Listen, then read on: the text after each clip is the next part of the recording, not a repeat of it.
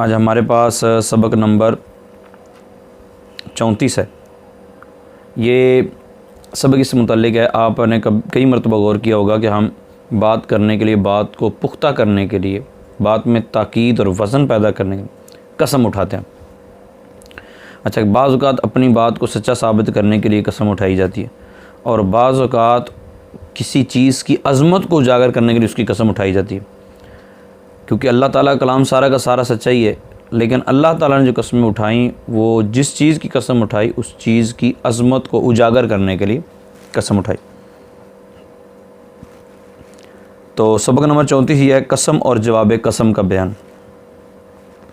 بعض اوقات کلام میں تاکید پیدا کرنے کے لیے، کسی چیز کی عظمت کو ظاہر کرنے کے لیے قسم اٹھائی جاتی ہے۔ قسم کے لیے اکثر اوقات حروف قسم استعمال ہوتے ہیں، اور وہ حروف قسم کون کون سے ہیں؟ با، واو، تا، لام۔ با، واو، تا، لام، یہ 4 حروف ہیں۔ لیکن کبھی کبھی افعال قسم یعنی حلفہ اور اقسمہ یہ بھی استعمال ہوتے ہیں۔ حروف اکثر استعمال ہوتے ہیں اور 4 حروف قسم، اور افعال قسم جو ہیں وہ 2 حلفہ یا اقسمہ یہ کبھی کبھی استعمال ہوتے ہیں، جیسے اقسم باللہ عمر نے اللہ کی قسم اٹھائی۔ قسم کے لیے جواب قسم کا ہونا ضروری ہے، قسم کے لیے جواب قسم کا ہونا ضروری ہے، جیسے واللہ اللہ کی قسم، لن اترک الصلاۃ اللہ کی قسم میں ہرگز نماز ترک نہیں کروں گا۔ اس میں لن اترک الصلاۃ یہ جواب قسم ہے۔ اچھا، جواب قسم ہونا ضروری ہے، یہ بھی ہو گیا۔ حروف قسم کتنے ہیں؟ 4، اور افعال قسم جو استعمال ہوتے ہیں وہ اکثر استعمال ہوتے ہیں، یہ بعض اوقات تو وہ بعض اوقات استعمال ہوتے ہیں۔ اب جواب قسم جو ہے یہ ہونا ضروری ہے، لیکن جواب قسم ہوتا کیا ہے؟ تو لکھتے ہیں جواب قسم یا تو جملہ ہوگا، جملہ اسمیہ ہوگا، یا جملہ فعلیہ ہونا جملہ ہے، ٹھیک ہے، لیکن جملہ اسمیہ ہوگا یا جملہ فعلیہ ہوگا۔ اب جملہ اسمیہ ہوگا تو اس کی الگ صورتیں ہیں، جملہ اسمیہ مثبتہ بھی ہوتا ہے، منفیہ بھی ہوتا ہے۔ مثبتہ ہوگا تو اس وقت کیا ہو، کیسے کس حالت میں ہوگا، اور منفیہ ہوگا تو کس حالت میں ہوگا۔ تو کہتے ہیں کہ اگر مثبتہ ہو، جملہ اسمیہ ہو، جواب قسم جملہ ہو اور جملہ اسمیہ ہو، اور پھر جملہ اسمیہ مثبتہ ہو، تو اس سے پہلے ان یا لام ابتدائیہ لایا جاتا ہے، جیسے واللہ ان زیدن قائم، اللہ کی قسم بے شک زید کھڑا ہے۔ واللہ لزید قائم، اللہ کی قسم زید کھڑا ہے۔ یہ جملہ اسمیہ زید قائم جملہ اسمیہ ہے، مثبتہ ہے۔ جب مثبتہ ہے تو شروع میں لام مفتوح، ٹھیک ہے، یا لام جس کو لام ابتدائیہ کہتے ہیں، اور یا پھر انّا لگانا ضروری ہوتا ہے۔ اور اگر جملہ اسمیہ منفیہ ہو تو اس کے ما قبل ما مشابہ بلیس ہوگا، اس کے ما قبل ما مشابہ بلیس ہوگا، یا لائے نفی جنس یا ان نافیہ، یہ 3 چیزیں ہو سکتی ہیں۔ جیسے واللہ ما زید کاتبن، اب یہ کاتبن کیوں پڑھا گیا ہے؟ کیونکہ ما مشابہ بلیس اسم کو رفع اور خبر کو نصب دیتا ہے۔ واللہ ان علی کاتبن، یہ ان نافیہ ہے۔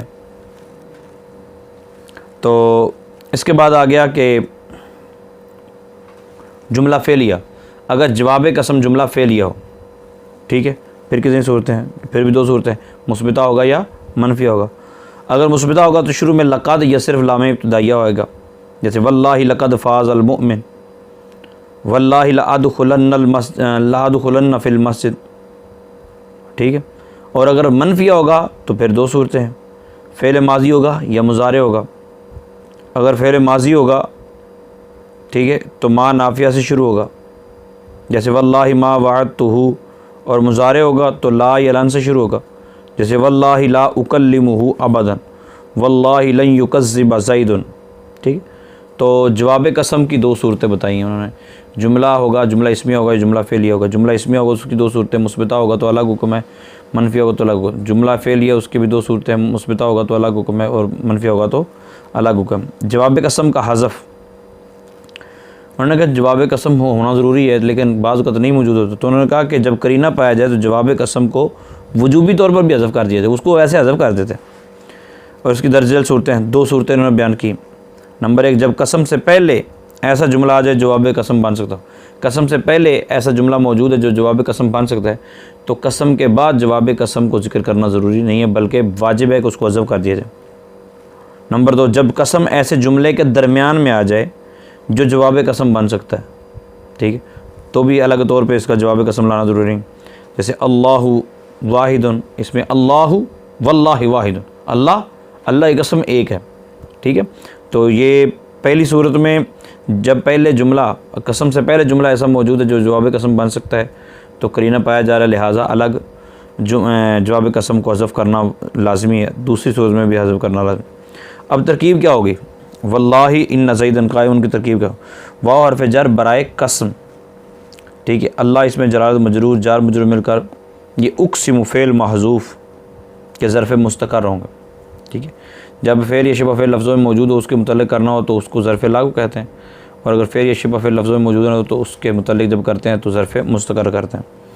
اقسم فعل اس میں انا ضمیر فاعل، اقسم فعل اپنے فاعل اور ظرف مستقر سے مل کر جملہ قسمیہ انشائیہ ہو.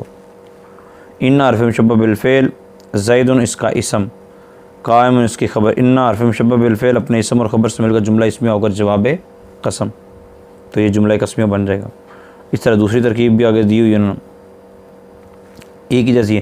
مندرجہ مشق میں آپ جا کے دیکھیں، مندرجہ ذیل جملوں میں قسم اور جواب قسم کی پہچان کریں. اس میں آپ واو آ جائے گا، با آ جائے گا، تا آ جائے گا اور لام آ جائے گا. اس سے آپ کو پتہ چل جائے گا کہ جواب قسم کس صورت میں پایا جا رہا ہے.